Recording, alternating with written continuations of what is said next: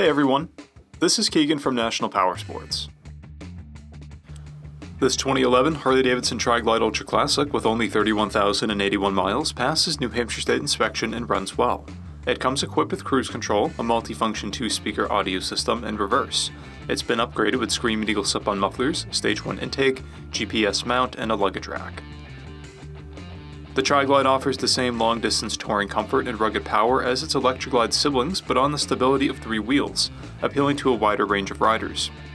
Powered by a 103 cubic inch V-twin motor, the TRIGLIDE puts 101 foot-pounds of torque through a 6-speed transmission. It weighs in at 1,202 pounds and has a 28.3 inch seat height.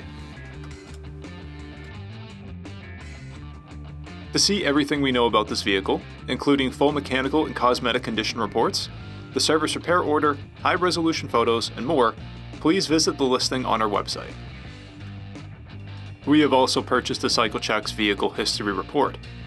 You can view this report by clicking the link on the right side of the video.